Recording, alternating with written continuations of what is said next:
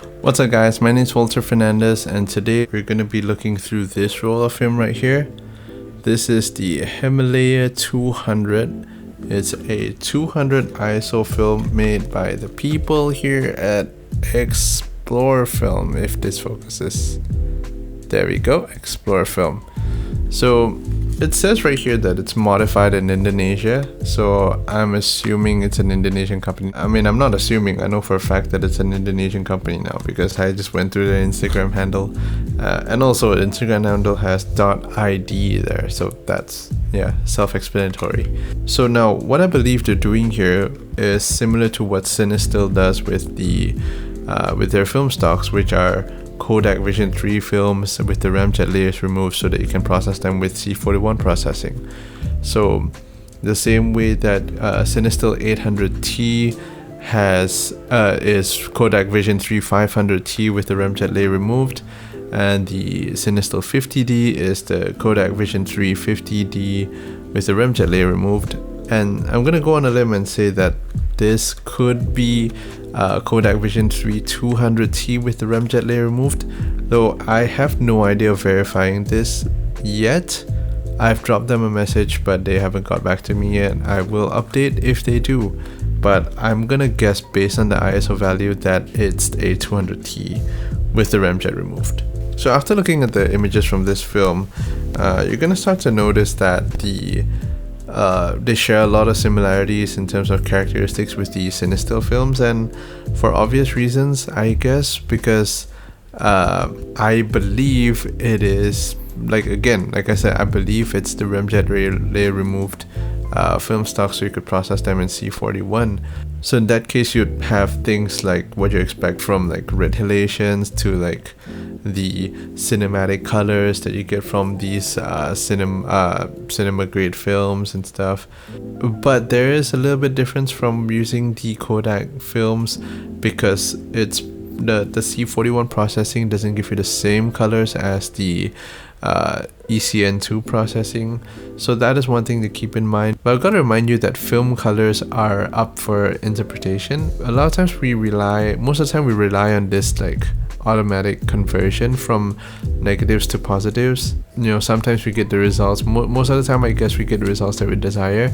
I, however, usually go through Lightroom and do a manual process and turn it around. But for the examples in this case, what I'll be using is the film scans straight from the lab and, you know, kind of going through them with you. So let me pull up the first image right here. So I took the first couple of shots here when I think it's called, it's at Bukit Tungku, I think it's called Changkat Lookout Point. It's pretty cool because you can see the four, if you count Twin Towers as two, but you can see the three big, like, tall structures in Kuala Lumpur from this view, and during sunrise, the sun rises behind those buildings. So yeah, again, very popular spot for photographers. I usually don't go there during the sunrise, but I was up on that day and I was like, you know, since I'm nearby, I might as well just pop by and like pop this roll of film in and see what I get from it. So as you can see, most of it looks great, except yeah, the third and fourth picture I have here for some reason has like some green skies and stuff. The colors were like looking a little bit crazy. On the fifth picture, it looks normal, I guess.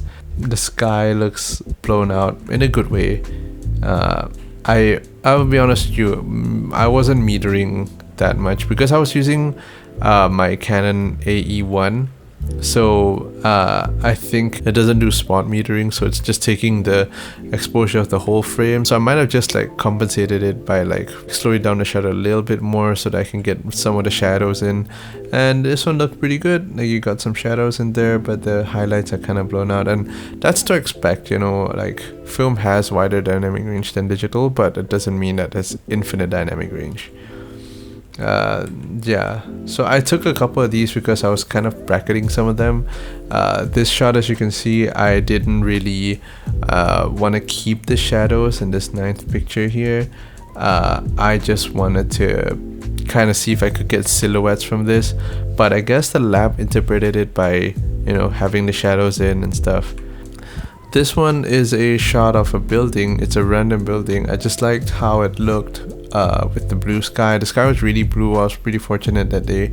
I tend to like blue skies in my photos. It's what I kind of like look for sometimes, especially when I'm taking photos of like buildings and stuff. I don't know, I find the angles for these this building kind of nice. I did chop off the top of the building a little bit, which I'm not mad about, you know.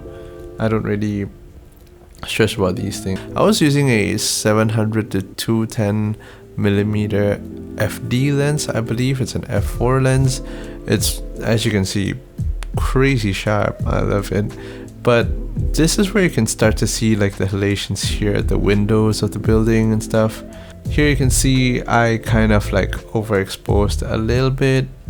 I would have preferred to kind of like expose it a little darker, but I was guessing my way through, like I was metering with the overall metering, so you don't usually get perfect results from that kind of metering methods. This one I particularly like. It is pretty cool. I was just like standing really far away and just zoomed in with my 210mm.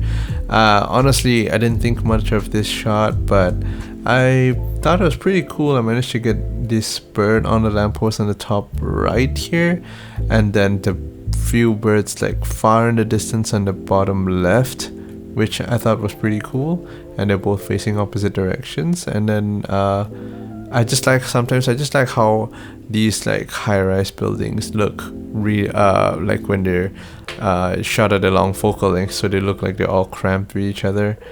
They look very special. I guess they look very different because not everyone uses a telephoto all the time. Also, not forgetting that blue sky though, like when I first got these images back, I didn't actually think that I liked them that much, but the more I looked at it, like it started to grow on me. Usually that happens with these Cinestill films as well to me. First time I shot an 800T, I was like, oh no, what, the images look like this? And then literally took me a week, and then I looked back and I was like, oh, you know what, they're actually pretty good.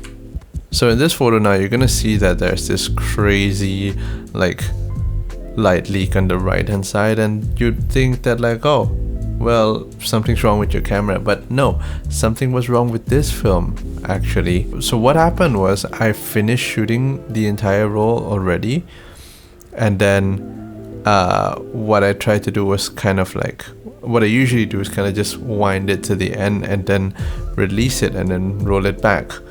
But this film got stuck. I don't know how to explain this, but it got stuck there and it wouldn't wind back in.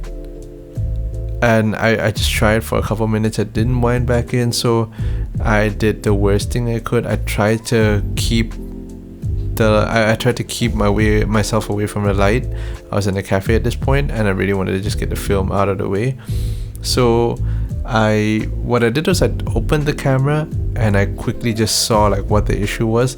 So what I saw was a film strip taped to another film strip, or whatever they did, I don't really know, but it was kind of like sticking to another film strip, and like that film got stuck outside it. And because of that, I had to open the film, I had to open the camera, and the film was exposed a little bit. So you're gonna see a couple of light leaks in the next few photos. It was not a good shot, granted, but you know, I would have preferred not to have the light leaks there, but yeah, it shit happens, so you move on. This was the cafe I was shooting at, and yeah, said light leaks. More light leaks, and this is I guess that's an espresso with a light leak, and yeah, the last two photos are just light leaks. So what I think about this film, apart from the fact that I feel like quality control is not say an issue, but it's not perfect. As you can see, like this roll of film, I've not used it yet, but there's a little bit of like, I don't know if you can see, but there's a little bit of like dirt on it and stuff. I have no idea what it is. I have not got an answer for them, but most of the images that I got from it was perfect, and it looks good quality. It looked like good quality film. It looked like they took good care of it.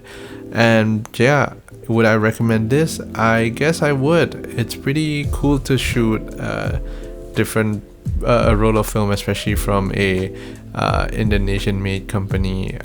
Me myself being a photographer based in Southeast Asia, Malaysia specifically, it's good to see like businesses in closer countries making these kinds of moves, especially when they sell these film stocks for not that expensive as well.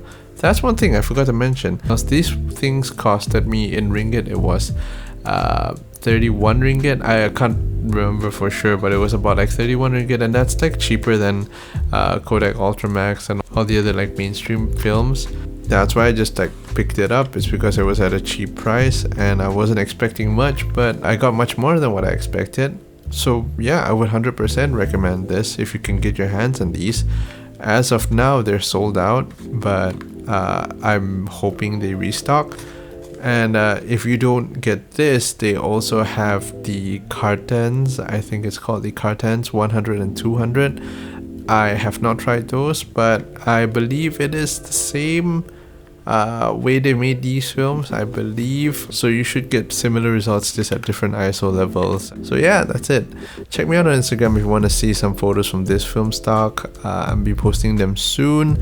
Like this video if it was helpful for you, or if you just enjoyed it, and subscribe if you want to see more content like this. And lastly, comment if you want to add to the conversation, if you feel like I missed a few parts or something, or if you have another film stock to recommend me to try out, comment down below. I'll try some film stocks out for you. Till next time, bye.